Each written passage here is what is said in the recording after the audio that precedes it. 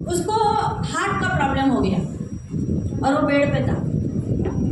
और जब वो बेड पे था तो ना वो उठ सकता था ना वो चल सकता था। क्या बोली मैं? ना वो उठ सकता था ना वो चल सकता था। और तब वो प्रार्थना कर रहा था, परमेश्वर मुझे चंगा कर, परमेश्वर मुझे चंगा कर। और तब उनके घर में एक सेवक आया ना और प्रार्थना करने के लिए। लेकिन जब वो सेवक प्रार्थना करने के लिए आया तो उनकी माँ थी और वो जो बीमार था उसको प्रार्थना करने का छोड़ के उसकी माँ को प्रार्थना करने लगा और बोलने लगा, परमेश्वर मैं प्रार्थना करता हूँ, ये माँ का बेटा मरने पर है, ये माँ को तू शांति दे, ये माँ को तू ढाढ़स दे, ये माँ को तू सांत्वना दे कि अब इसका बेटा मरने वाला है। और ये सेवक सोचने लगा, ये मुझे प्रार्थना करने का छोड़ के ये मेरी माँ को ऐसा प्रार्थना कर रहा है। और फिर वो जब चला गया तब उसने परमेश्वर का, यीशु मसीह का नाम लेके उसने बोला, पैर मैं तुझे आज्ञा देता हूँ, यीशु मसीह के नाम में उठ के चल। उसने अपने पैर को इशारा किया, हाथ लगाकर बोला, हे पैर मैं तुझे यीशु मसीह के नाम में आज्ञा देता हूँ कि तू चलने लग। और उसके बाद सिर्फ विश्वास बोलने में नहीं, विश्वास कार्य में। और वो उठकर खड़ा होने लगा, गिर गए। फिर से वो थोड़ा उठ के बैठने लगा तो वो गिर गया। लेकिन लगातार वो 1 घंटा 1.5 घंटे तक वो उठता रहा, गिरता रहा, उठता रहा, गिरता रहा। लेकिन आखिर 1.5 घंटे के बाद वो पूरा रूम में दौड़ने लगा। हालेलुया। इसके लिए बोल रहे हैं कि परमेश्वर का वचन में, शब्द में सामर्थ्य है। हालेलुया। इसके लिए परमेश्वर ने दिया हुआ चंगाई को डाउट मत करो कि हुआ क्या, होगा क्या, नहीं, हो चुका है। Hallelujah, hallelujah.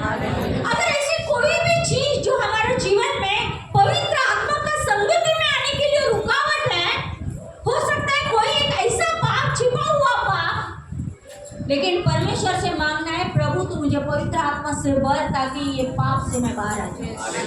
ये मत सोच कि नहीं मैं परमेश्वर के पास आऊंगा, प्रभु मुझे क्षमा करेगा क्या? नहीं, परमेश्वर ने आपको क्षमा कर दिया है और आज के बाद, अभी के बाद वो पाप आप नहीं करेंगे। बोल, आज के बाद वो छुपा हुआ पाप मैं नहीं करूँगा, मैं नहीं करूँगी, क्योंकि पवित्र आत्मा मेरा सामर्थ्य है।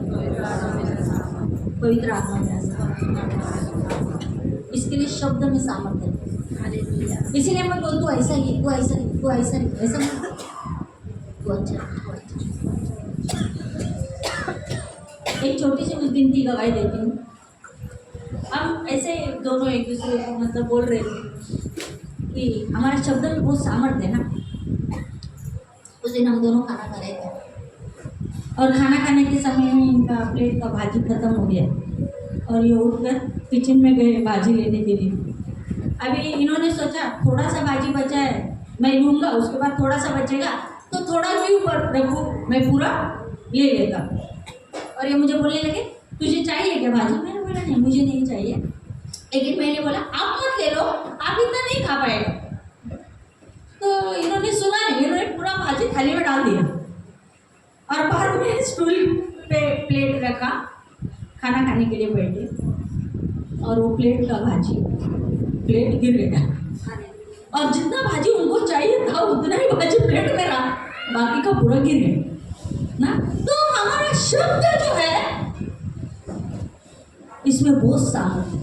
हम कहते ये क्या है, इतना सा बात, इतना सा नहीं, ये बहुत बड़ा है। अगर छोटा बात हो सकता है, बड़ा बात भी हो सकता है। हालेलुया। इसके लिए ये मत बोल तू कुछ लायक नहीं, तुझे ये नहीं आता है, तू कुछ काम का नहीं है ना। कभी कभी हम बच्चों को ऐसा चीजों को बोलते हम सब बोलते हैं ना, लेकिन हमने ऐसा नहीं बोलना चाहिए। क्योंकि अगर एक व्यक्ति एक चीज अच्छा चीज रखा है। जो बात उसमें है वो शायद हमारे में नहीं रहेगी। हालेलुया। और इसीलिए ना शब्द बहुत इम्पोर्टेंट है। बोलो शब्द बहुत इम्पोर्टेंट है, बहुत इम्पोर्टेंट है।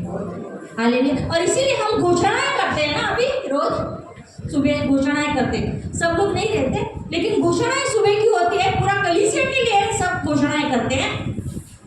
और हम देखते हैं कितना लोग ना प्रार्थना कर रहे हैं, प्रभु अच्छा जॉब दे, घर के पास दे, इतना सैलरी, ज़्यादा सैलरी का दे, संडे छुट्टी का जॉब दे, और परमेश्वर दे रहा है।